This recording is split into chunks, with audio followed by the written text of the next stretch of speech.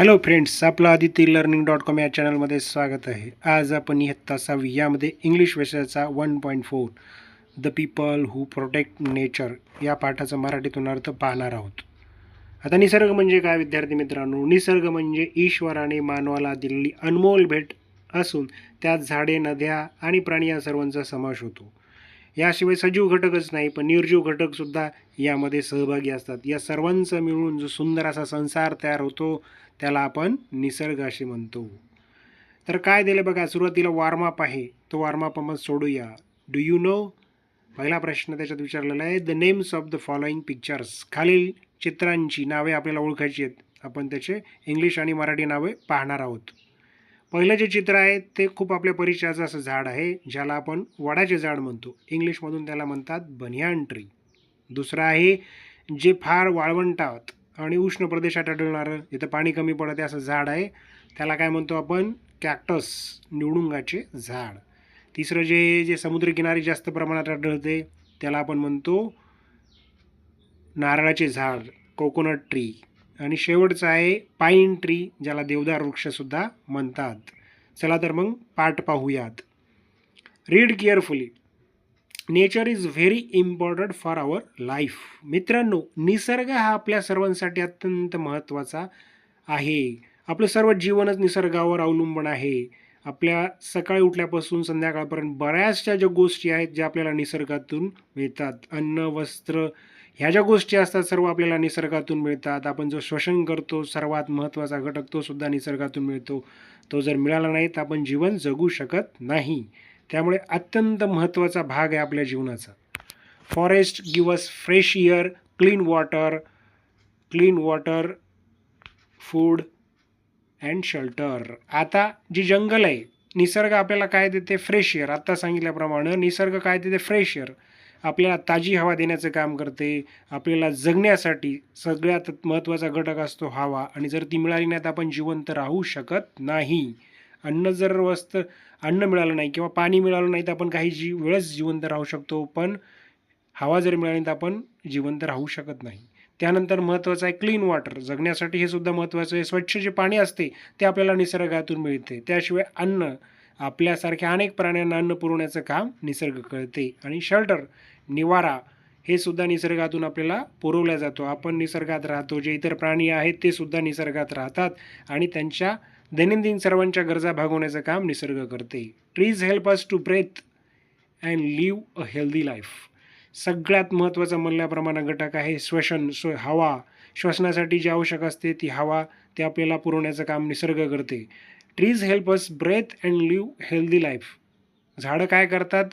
सुंदर स्वच्छ अशी हवा, ऑक्सिजन बाहेर सोडतात आणि कार्बन डाय शोषून घेतात, जे आपल्या आरोग्यदायी जीवनासाठी अत्यंत महत्त्वाचे असते. Animals and birds also depend on forest. आपणच नाही, आपण सुद्धा प्राणी आहोत. आपल्यासारखी जे इतर प्राणी आहेत ते आणि पक्षी हे सुद्धा पूर्णपणे त्यांच्या आयुष्यामध्ये निसर्गावर अवलंबून आहेत. त्यांच्या ज्या गरजा असतात, अन्न, वस्त्र, निवारा, ह्या सगळ्या निसर्गातून पूर्ण होतात. Some people understand the value of nature and work hard to protect it. सगळ्यांसाठी जरी महत्त्वाचा घटक असला तरी समाजात राहणारे किंवा अनेक जे लोक आहेत त्यांना आजही कळत नाही निसर्गाचं महत्त्व. त्याच्यामुळे ते निसर्गाकडे दुर्लक्ष करतात. त्याच्यामुळे जी नैसर्गिक संकटं येत आहेत, आज आपण पाहतो खूप मोठ्या प्रमाणामध्ये पाऊस कुठं पडत आहे किंवा पडतसुद्धा नाही आहेत. तर अशा अनेक गोष्टी आहेत ज्या बऱ्याच लोकांना कळतात किंवा बऱ्याच लोकांना कळतसुद्धा नाहीत. पण ज्या लोकांना ते समजते, निसर्गाचं मूल्य कळते, ते निसर्ग वाचवण्यासाठी जीवाच्या आकांतानं प्रयत्न करतात, त्यांच्या संरक्षणासाठी प्रयत्न करतात. They do not work for money or fame. ते लोक असतात ते पैशासाठी काम करत नाहीत मित्रांनो. ते पैशासाठी किंवा कोणी नाव घेण्यासाठी किंवा आपलं नाव घ्यावं यासाठी काम करत नाहीत. बरेच लोकांना असं वाटतं की आपलं नाव झालं पाहिजे. छोट्या गोष्टी दान करतात किंवा एखादा सामाजिक कार्य करतात, त्याचे मोठ्याले फोटो टाकतात किंवा त्याचे रील्स बनवतात. पण काही लोक असतात जे पैशासाठी किंवा कोणत्याही नावलौकिकासाठी काम करत नाहीत. ते फक्त निसर्गाचं रक्षण करण्यासाठी काम करतात. They work with love and care for nature. त्यांचं जे काम आहे, त्यांना आवड आहे, निसर्गावर प्रेम आहे, निसर्गाच्या काळजीपोटी ते काम करतात.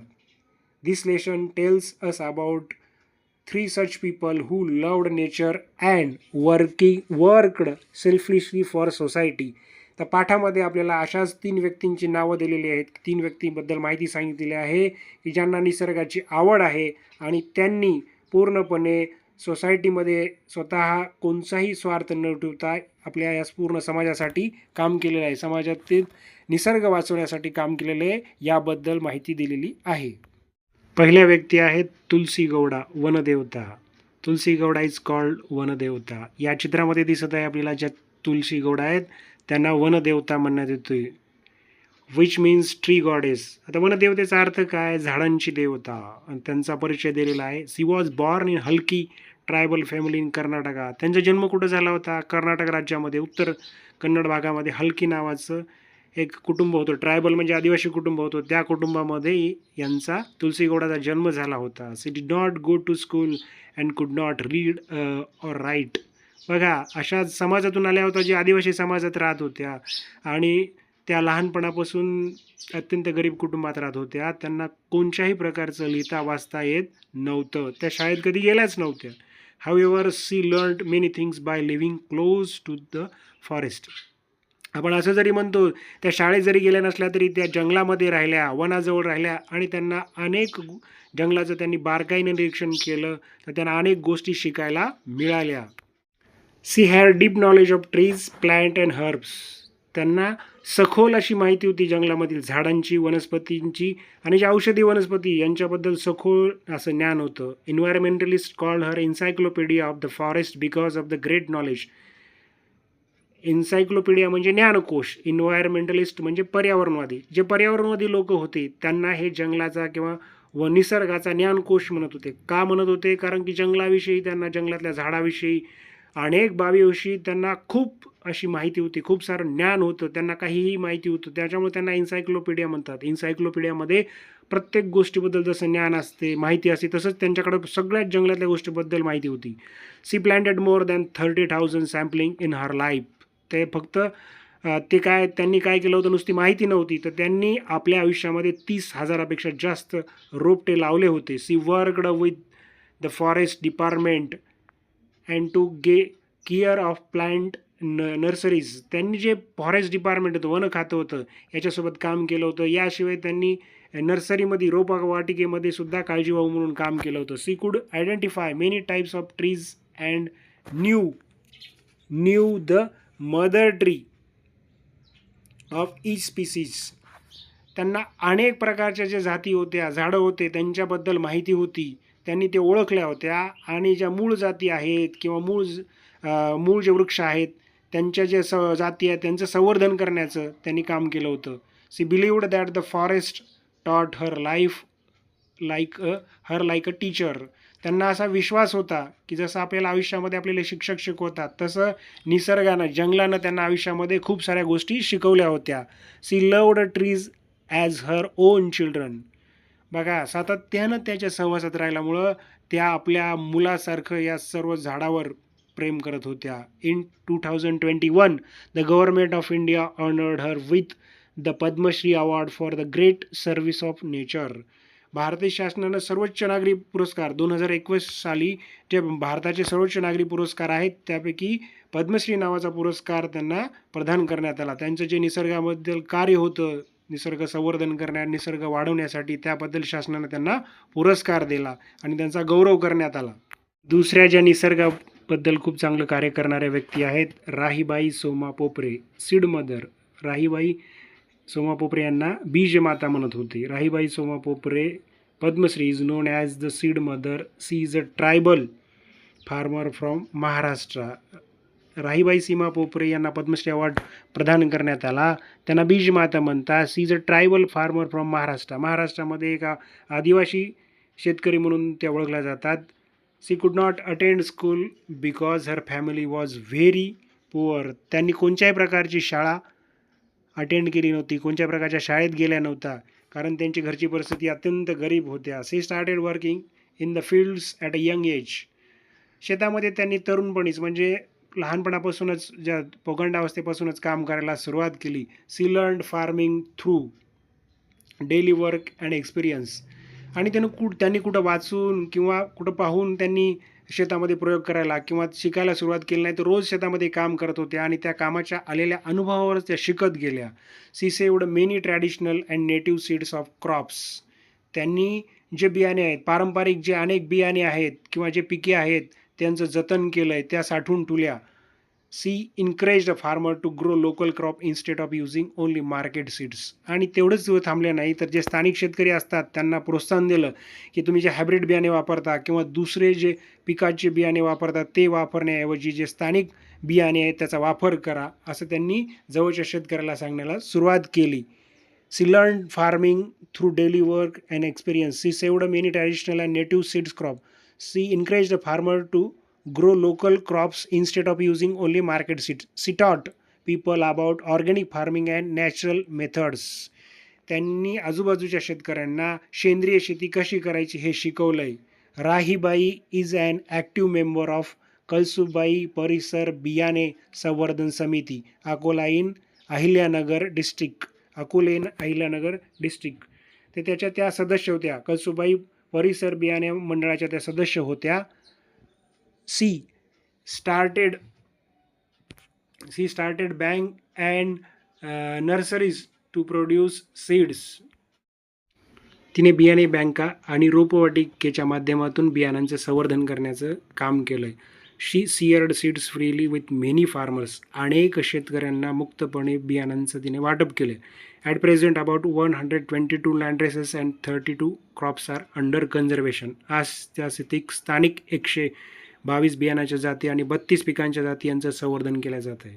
Her work help protect food farming and nature. तिच्या कार्यामुळे जे अन्न, शेती आणि निसर्गाचं संवर्धन आणि संरक्षण झाले आहे. In 2020 she received the Padmashri award. यासाठी शासनाने 2020 साली तिला पद्मश्री या सर्वोच्च नागरी पुरस्काराने सन्मानित केले. She was also included the BBC British broadcasting corporation list of 100 woman for her inspiring work society and nature. BBCच्या 100 महिलांच्या यादीमध्ये त्यांचं नाव, प्रेरणादायी महिलांच्या यादीत त्यांचं नाव समाविष्ट करण्यात आलं आहे, ज्यांनी समाजासाठी आणि निसर्गासाठी काम केलेलं आहे. चैत्राम देवचंद्र पवार, अ Pioneer of tribal development and sustainable agriculture. Chaitram Devchandra Pawar आदिवासी विकास आणि शाश्वत शेतीचे अग्रदूत म्हणून त्यांना मानण्यात येते. Chaitram Pawar Padmashri is a tribal social and environmentalist leader with over 30 years experience. Chaitram Pawar हे आदिवासी विकास आणि शाश्वत शेतीचे अग्रदूत आहेत. हे आदिवासी समाजातील आहेत आणि सामाजिक व पर्यावरण क्षेत्राचे नेते आहेत. त्यांना त्यांच्या कार्यामध्ये 30 वर्षाचा अनुभव आहे. He has led conservation, sustainable farming and community development work in more than 100 village across Maharashtra and Gujarat. त्यांना 30 वर्षाचा अनुभव आहे. त्यांनी महाराष्ट्र आणि गुजरातमध्ये 100हून अधिक गावामध्ये संवर्धन आणि शाश्वत शेती याबद्दल कार्य केलेलं आहे.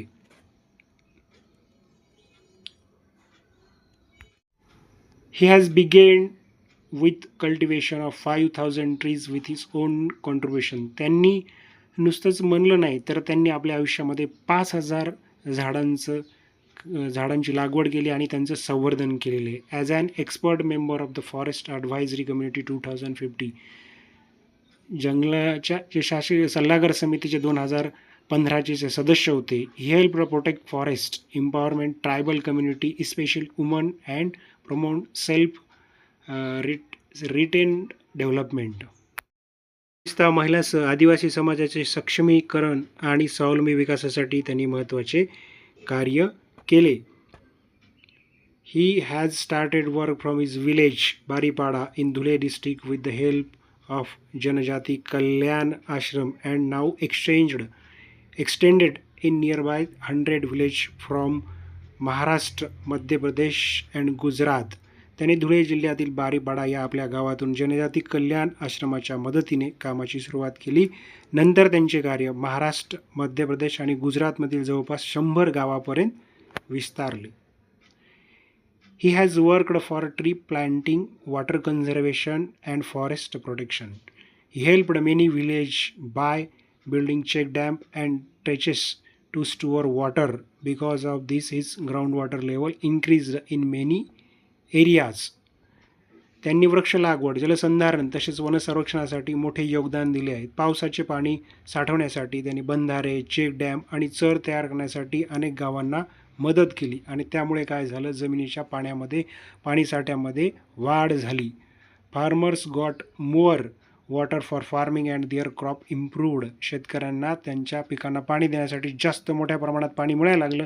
याचा परिणाम असा झाला की सर्व पिकांना ते पाणी देऊ शकू लागली. 12ही महिने त्यांना पाणी उपलब्ध होऊ लागलं. His work also helped birds and animals to get safe homes. एवढंच त्याचं कार्य त्यांचं नव्हतं तर आजूबाजूचं पर्यावरण सुधारल्यामुळं जे इतर प्राण्यांचं घर असते, निसर्ग, प्राणी आणि पक्षी यांचेसुद्धा घर असतात, त्याची सुरक्षितता वाढली. Many forest were saved because of his effort.